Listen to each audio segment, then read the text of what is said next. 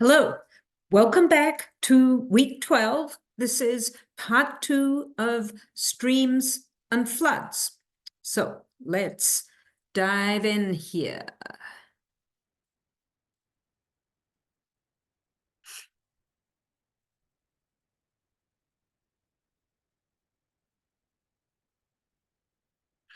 Okay, so where we left last time in part 1 of week 12 was looking at cut banks and point bars. We were talking about meandering streams. So let's just look at this image again. I'm highlighting with my cursor where the meandering stream is running, right? Through here, it snakes around like this. So what we're going to do now is investigate the origin of these curved lakes that are in the floodplain that I'm highlighting right now with my cursor. And what I'm hoping is that as you look at this image, it makes some kind of sense to you that they must represent former bends in this meandering stream. But how exactly do they develop? So they are called oxbow lakes. And where the stream gets very close to itself, if you like, in a place just like this is called a meander neck. What I want you to notice is that right here is a cut bank, and right there is a cut bank. So what we're going to do now is go to the document camera to take a look at how these form.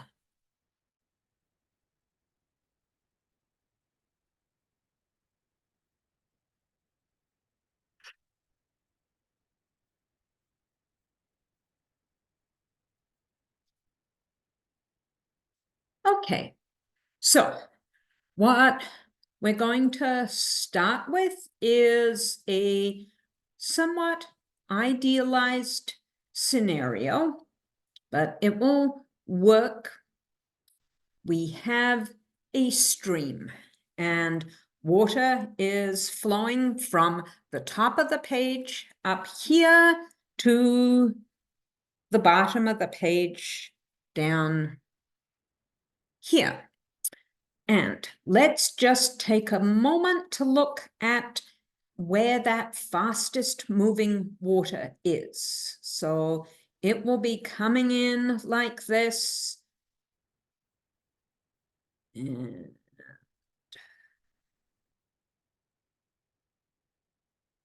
it's moving all around there. And then it starts to swing back here. There we go. That is the path of the fastest moving water. And you know that right here is a cut bank, CB. Right here is a cut bank, and that is because that is where there is the fastest water and therefore the most erosion.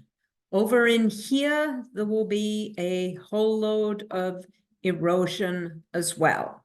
So I'm just going to write erosion and cut bank. There you go. Now, remember those oxbow lakes? They are typically this sort of curved circular pattern. So what happens to create an oxbow lake?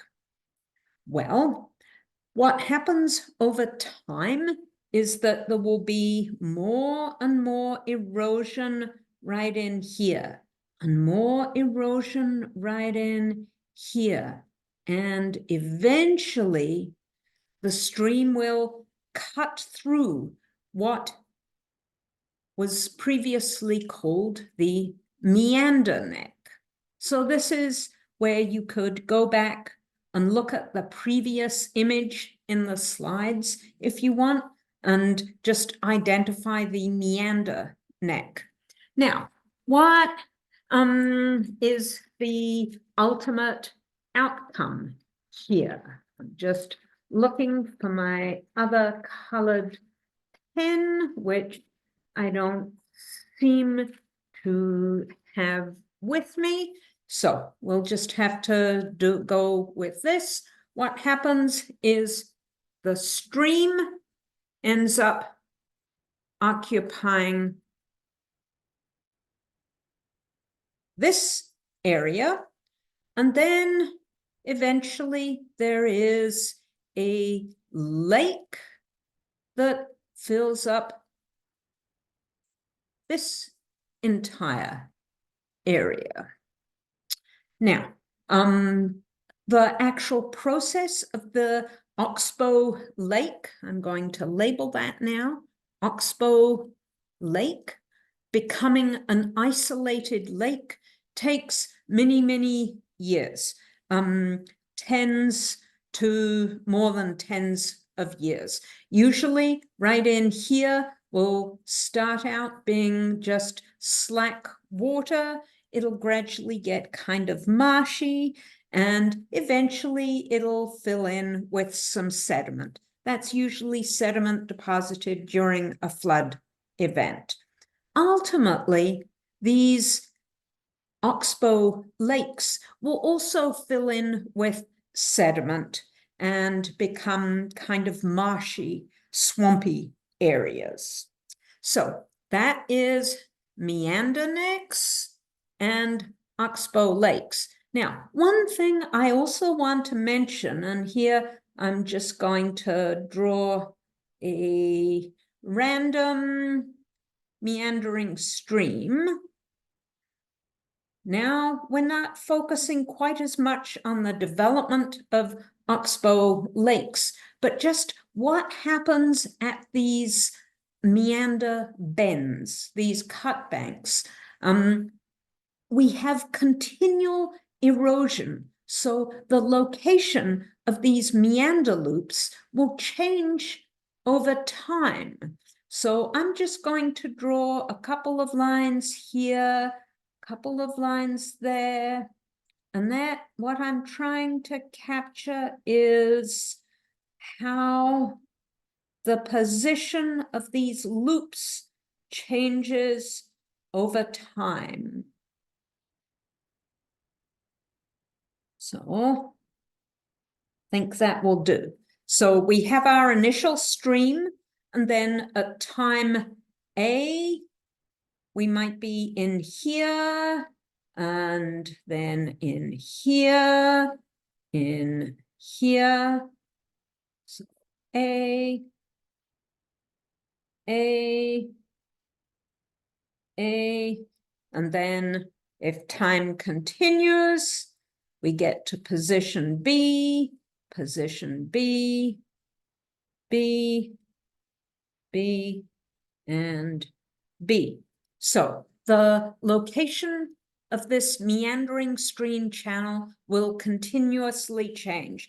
And the other thing to remember is it's flowing within its floodplain. So right here we have a floodplain, and whenever the river goes into flood, the water will spread out across the floodplain. There's usually some, I'll call them levees on either side of the floodplain. So L-E-V-E-E-S, levees, or singular would be a levee. And these are essentially little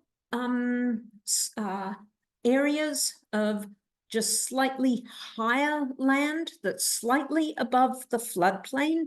They represent places where the floodwaters have basically dropped or dumped sediment and built up a natural valley wall. Sometimes they're actually made up of some older sediment or sedimentary rock, but they are effectively at the side or the edge of the floodplain. So if you think back to the floods at various times, there's always talk about natural levees and human constructed levees. Essentially, regardless of what they are, they help keep the water within the valley and stop it from spreading out beyond, hopefully. Okay, we're going to go back to the slides now that we've investigated meander necks and oxbow lakes. So let's go back to the slides. Okay, so we've now looked at the development of the oxbow lakes. We know what's going to happen with this meander neck eventually, and we're hoping that the town here has relatively good protection or a wall in that area close to the houses. And here we've got a beautiful diagram, much more beautiful than the one I drew, and it shows that development of the meander neck and the meander neck cutoff, and then our oxbow lake. And here's a very nice diagram that shows kind of in cross-section and map.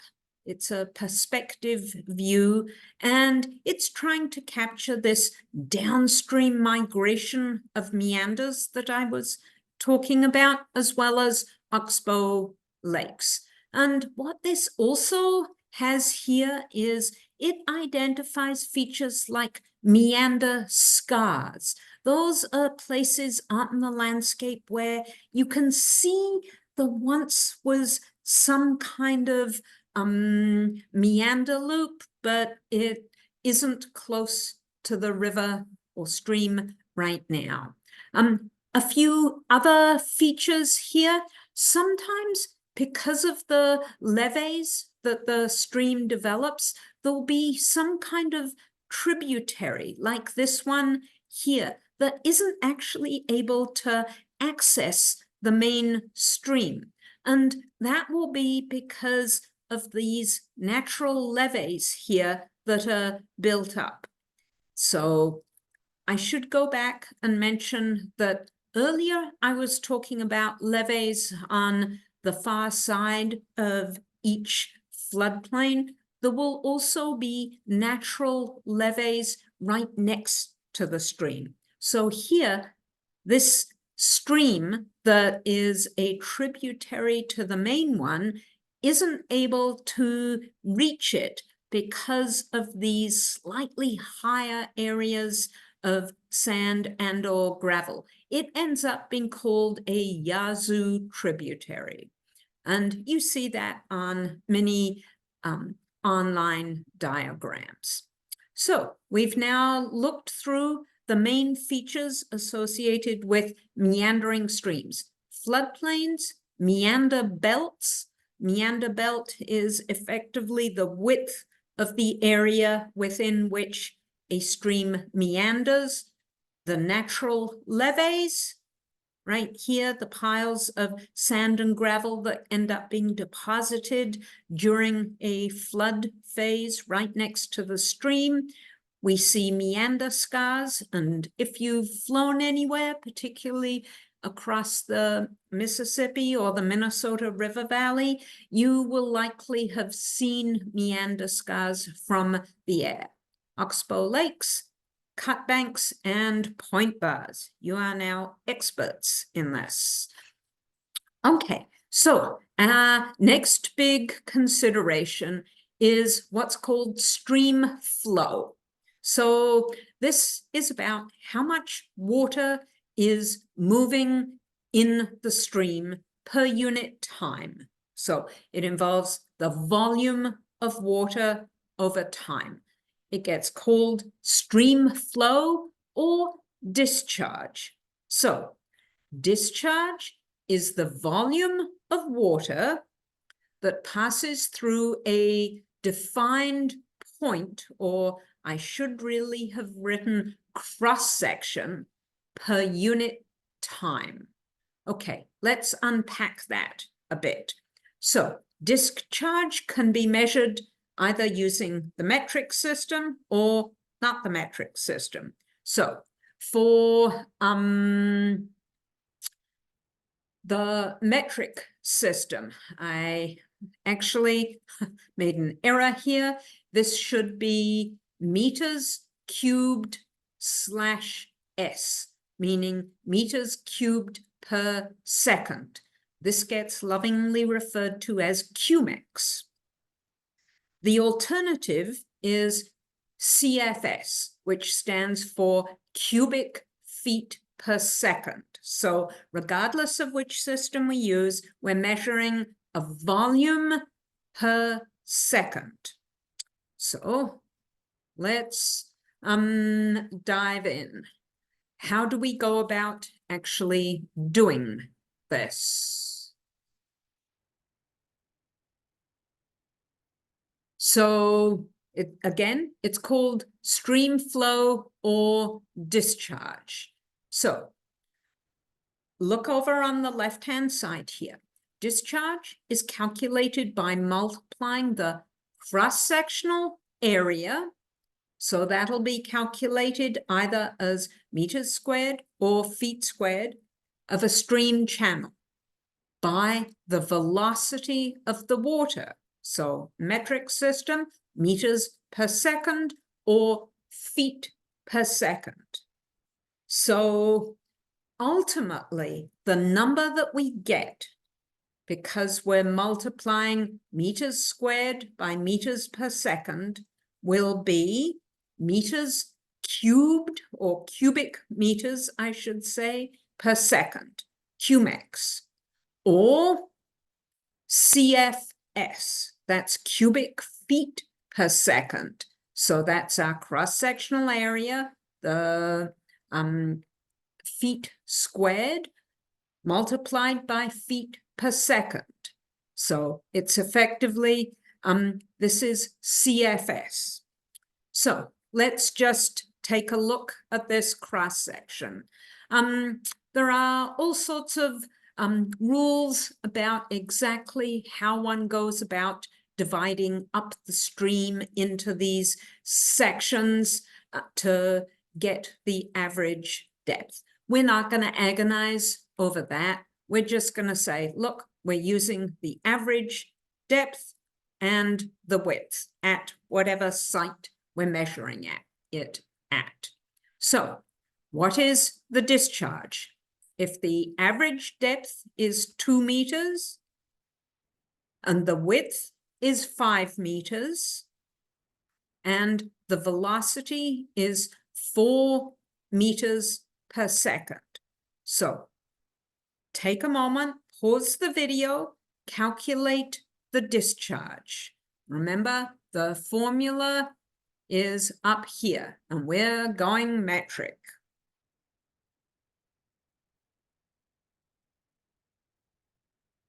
Okay, so we had the average depth and the width. We multiply those together and that gives us 10 meters squared. And then we multiply that 10 by the velocity of the water, which is 4 meters per second, which gives us 40 QMEX, or meters cubed per second. Okay, so we've got this amazing metric. We can determine, measure the stream discharge. One of the questions, though, is, why does discharge vary with or over time? So, look, there's a lot of factors that can play into this. Part of it will be the size of the drainage basin.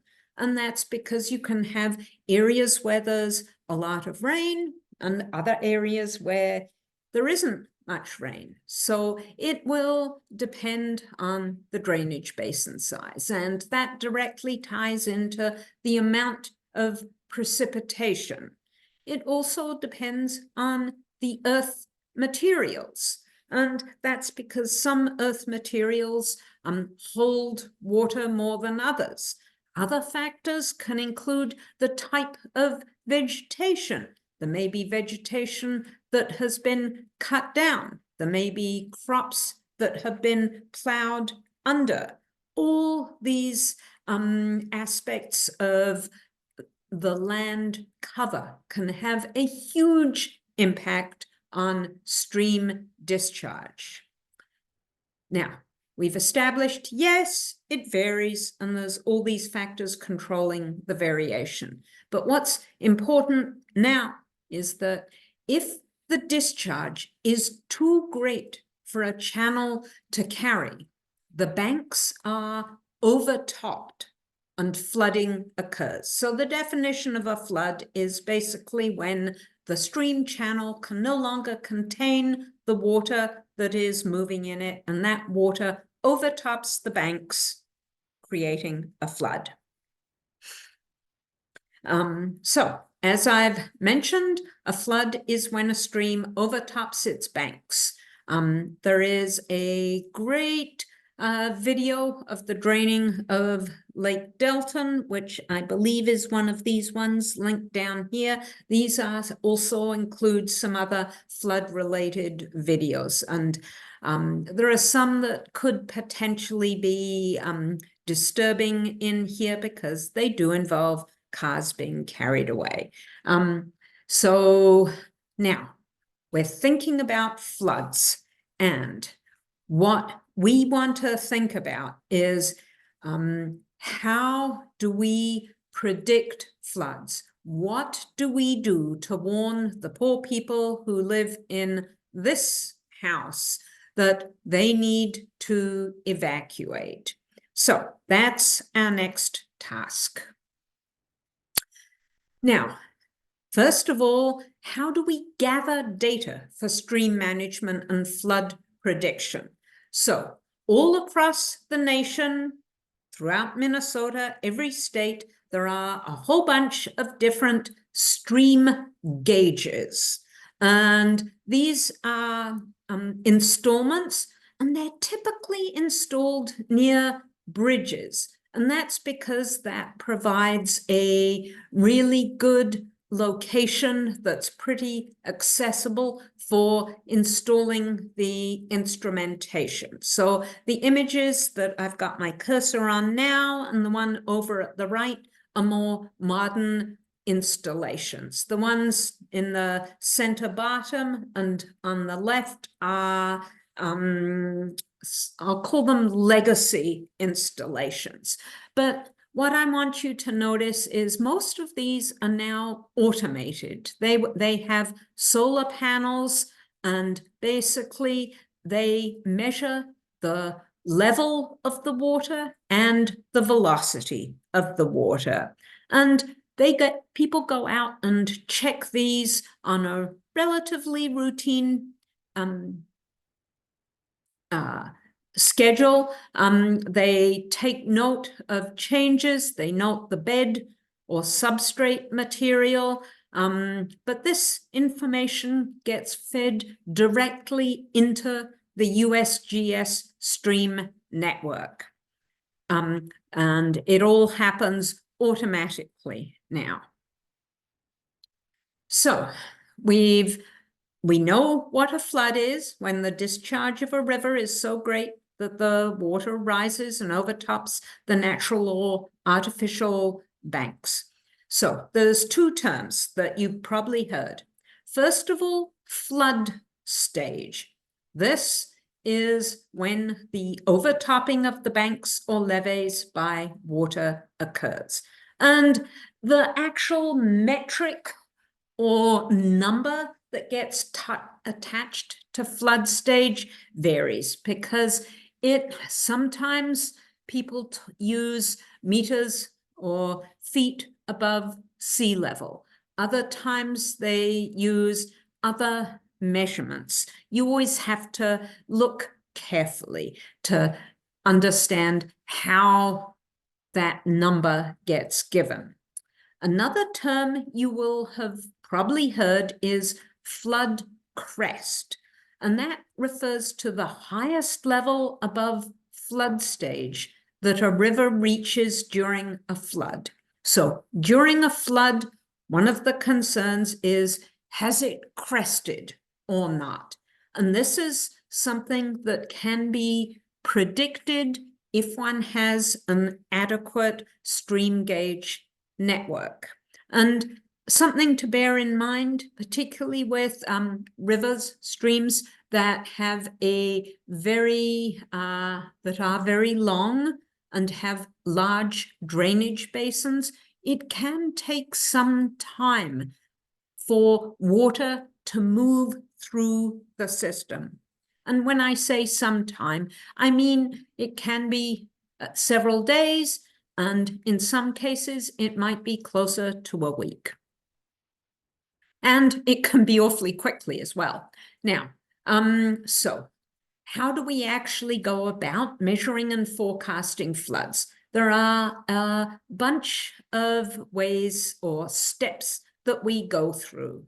These involve using what's called hydrographs, then flood frequency curves, calculating flood recurrence intervals, which involves learning about the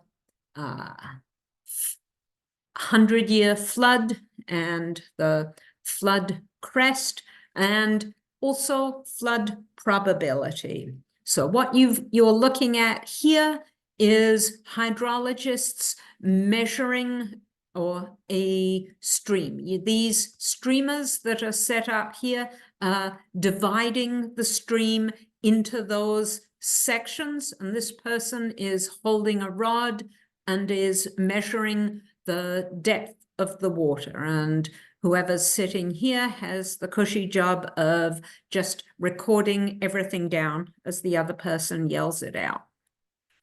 Okay, what is a stream hydrograph? First of all, let's look at the hydrograph on the right. So generally on a hydrograph, you have time on the x-axis. So in this case, it goes from, let's see, it starts in October and it goes all the way through October. And sometimes you get a hydrograph for a day, a week, whatever it is, but time will be along the x-axis. Oh, here it says, yeah, it goes from October 1994 through to the end of September 1995, a full year. All right, so on the y-axis, this is where the metric can vary. Exactly how they are measuring the amount of water in the stream, it can be presented in a variety of different ways. In this case, what we're looking at is daily mean stream flow. So that's the average stream flow measured in cubic feet per second, so CFS. So they've already averaged it out for the day. So now let's just look at the text over here. It says this hydrograph records the discharge, and the specifics are the daily mean stream flow, of South Boulder Creek in Colorado for the period of a year. And here I'm just reminding you that there are over 40,000 USGS stream gauges, and they have about 40 plus years of data that is available for us to look at. Now, I want to actually look at this graph. So what I want you to notice, first of all, is that there's kind of a flat line here. It's somewhere around probably 20 CFS. That would be our base flow. Now, take a look at the peaks in here. We know it's in Colorado, so we can make a very well-reasoned interpretation here. This increase in mean daily stream flow right here, what's that going to be a consequence of? It's going to be a consequence of snowmelt. And who knows exactly what happened here? Maybe there was a freeze, or maybe it suddenly it cooled down again and then it got warmer. I'm not sure. But look at this.